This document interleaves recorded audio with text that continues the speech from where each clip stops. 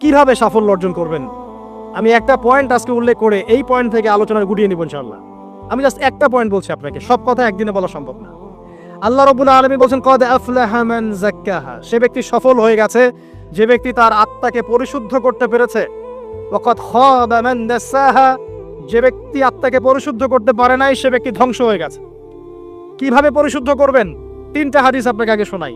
এক, আল্লাহ রাব্বুল আলামিনের হাবিব মুহাম্মদ সাল্লাল্লাহু আলাইহি ওয়াসাল্লাম দরুদ পড়েন, বলেন সাল্লাল্লাহু আলাইহি ওয়াসাল্লাম। তিনি বলছেন যে আল্লাহর এমন কিছু বান্দা আছে যারা জান্নাতে প্রবেশ করবে যাদের অন্তরটা হবে পাখির মতো নরম। কার মতো? পাখির মতো। একটা হাদিস শুনলেন।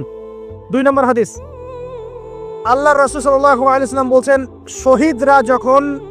শহীদদের আত্মা যখন আল্লাহর কাছে পৌঁছায়, আল্লাহ রাব্বুল আলামিন সেই আত্মাগুলোকে সবুজ রঙের কিছু পাখির মধ্যে প্রদান করেন এবং সেই পাখিগুলো আরশের নিচে লণ্ঠন আছে এখানে বসে থাকে এবং তারা জান্নাতের যে কোনো জায়গায় যায়, ঘুরে খাবার খায়, আবার ফিরে আসে। আল্লাহ পাক তাদেরকে বলেন যে তোমরা কি চাও, তোমরা কি চাও? শহীদরা কিচ্ছু বলতে পারে না। কি চাইবো? আল্লাহ এত নিয়ামত দিয়েছেন, কি চাইবো? যখন আল্লাহ বারংবার প্রশ্ন করতে থাকেন তোমরা কি আর কিছু চাও, তোমরা কি আর কিছু চাও, তোমরা কি আর কিছু চাও, তখন শহীদরা শেষে বুঝে যে আমাদের কিছু না কিছু তো বলতে হবে এখন। তখন তারা বলে হে আল্লাহ, আমরা আরো একবার পৃথিবীতে যেতে চাই এবং তোমার পথে জীবন দিয়ে আবার ফিরে আসতে চাই। আল্লাহ পাক বলেন এই সুযোগ তো আর নেই, অতএব তোমাদের আর কিছু চাওয়ার নেই, তোমরা এখানেই থাকো। আরেকটা হাদিস শোনেন, রাসূলুল্লাহ সাল্লাল্লাহু আলাইহি ওয়াসাল্লাম বলেছেন, এই হাদিসটা ওমর রাদিয়াল্লাহু আনহু থেকেও এসেছে, যে তোমরা যদি, হে মানব জাতি বা হে মুসলিমরা, তোমরা যদি আল্লাহর কুল করতে, ভরসা করার মতোই ভরসা করতে, আল্লাহ পাক তোমাদেরকে পাখিদেরকে যেমন করে রিজিক দেন তোমাদেরকে ঠিক সেইভাবে রিজিক দিতেন। তোমরা কি লক্ষ্য করো না যে পাখিরা খালি পেটে বের হয়ে যায় বাসা থেকে সকালবেলা এবং সন্ধ্যাবেলা ভরা পেটে বাসায় ঢোকে? আপনাকে যে 3টা হাদিস শোনালাম, এই 3টা হাদিসে একটা শব্দ হচ্ছে কমন। শব্দটা কি বলেন? পাখি। পাখি কে? পাখি।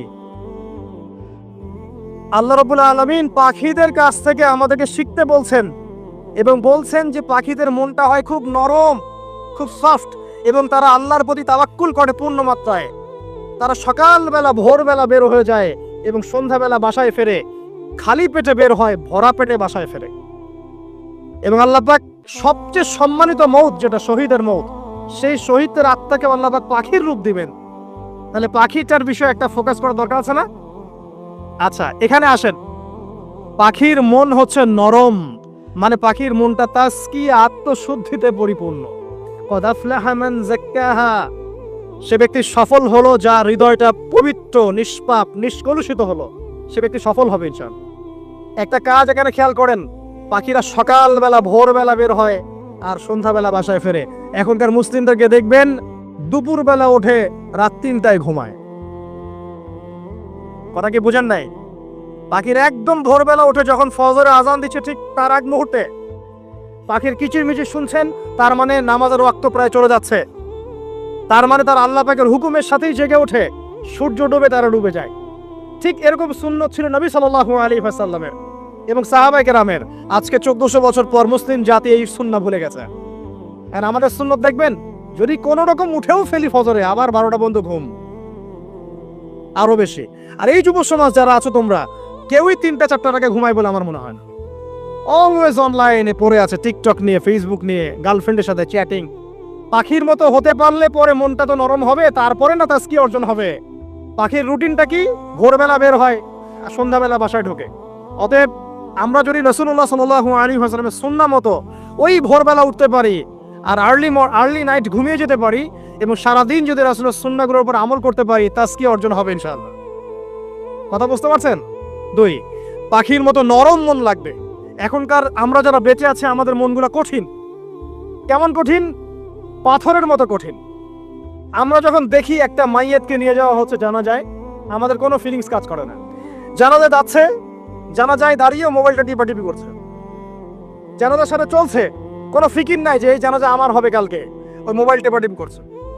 আমি এমনও দেখেছি, দাফন করা হলো মাইয়াতকে, দাফন করার পরে চারপাশে মানুষজন জড়ো হয়ে গল্প করছে, ভাই আপনার ওই জমিটার কি খবর, আপনার ওইটার কি খবর, বিজনেস কেমন চলছে, চাকরির কি অবস্থা? এই যে মাইয়াতকে পাশে দাফন করলো, কোনো ফিলিংস নাই, কোনো ফিলিংস নাই। আমি আত্মশুদ্ধির কথা বলছি। আত্মশুদ্ধির জন্য আপনার মনটাকে পাখির মতো সফট নরম করতে হবে। যখন আপনি সফট নরম করবেন এবং আত্মশুদ্ধি অর্জন করবেন, তখন দুই ডানা মেলে আপনি আকাশে উঠতে পারবেন ইনশাআল্লাহ। আত্মশুদ্ধি অর্জন না করতে পারলে ডানা কেটে পড়ে যাবে, তখন আর আকাশে উঠতে পারবেন না। কোন আকাশে? ওই যে শহীদের রূহ যে আকাশে চলে গেছে, ওই আকাশ। অতএব মন কেন কঠিন হলো প্রিয় ভাই? এক নাম্বার কারণ, আমরা শিরকের পাপে লিপ্ত আছি। এক নাম্বার, শিরকের পাপে লিপ্ত থাকা অবস্থায় মুসলিমদের মনটা কঠিন হয়ে গেছে। আপনি কি মনে করছেন আমরা শিরক করি না? মুসলিমরাও কবর পূজা করে, দেখবেন মুসলিমরাও দেখবেন অনেক ক্ষেত্রে মাজার পূজা করছে। আমি বলিনি যে অলিয়া উলিয়ার মাজার জিয়ারত করা যাবে না, আমি কথা বলছি না, কিন্তু আপনি মৃত মানুষের কাছে আপনার ভালো মন্দ চাইতে পারেন না। কথা বুঝতে পারেন না? আমরা অবশ্যই অলিয়া উলিয়াদের কবর জিয়ারত করব। এটা আপনাকে মৃত্যুর কথা স্মরণ করাবে। তাদের একটা রব আছে, যেটাকে আমরা প্রভাব বলি, এটা আপনার মধ্যে আসবে। আমরা অবশ্যই জিয়ারত করব। জিয়ারত করতে বলেছেন নবী সাল্লাল্লাহু আলাইহি ওয়াসাল্লাম, কারণ এটা আপনাকে পরকালের কথা কি করবে? স্মরণ করাবে। ওমরা করতে যান, আল্লাহ পাক সবাইকে তৌফিক দান করুন ওমরা হজ করার এবং বড় হজ করার। আমি দোয়া করি। ওখানে সবচেয়ে সেরা যে দৃশ্যগুলো দেখা যায়, তার মধ্যে একটা রাসূলুল্লাহ সাল্লাল্লাহু আলাইহি ওয়াসাল্লামের রওজা। ওখানে গেলে চোখের পানি ঝরে না এমন কোনো মুসলিম নাই, আছে? নাই। আরেকটা সবচেয়ে মন নরম করা একটা দৃশ্য হচ্ছে জান্নাতুল বাকি, যেটা আমরা বাকিউল গারকাত বলি, যেখানে আপনি দেখবেন সাহাবায়ে কেরাম রাদিয়াল্লাহু আনহুমের কবর, যতদূর চোখ যায় তাদের কবর। কবরের কোনো মাজার নাই, সেখানে কোনো তাওয়াফ হচ্ছে না কবরকে কেন্দ্র করে, সেখানে কবরে কেউ ফুল চড়াচ্ছে না, একটা ছোট্ট পাথর দেখা যায়, খেলার কিছু না। পৃথিবীর সবচেয়ে শ্রেষ্ঠ মানুষগুলো সেখানে শুয়ে আছেন। ওখানে গিয়ে দাঁড়াবেন, দেখবেন নিজেকে তুচ্ছ বলে মনে হবে। আমি এই পৃথিবীতে আর কি করছি? সেরা মানুষগুলি মাটির নিচে, আমি এখানে কি করছি? তো দেখুন প্রিয় ভাইরা, অবশ্যই অলিয়া উলিয়াদের কবর জিয়ারত করবে।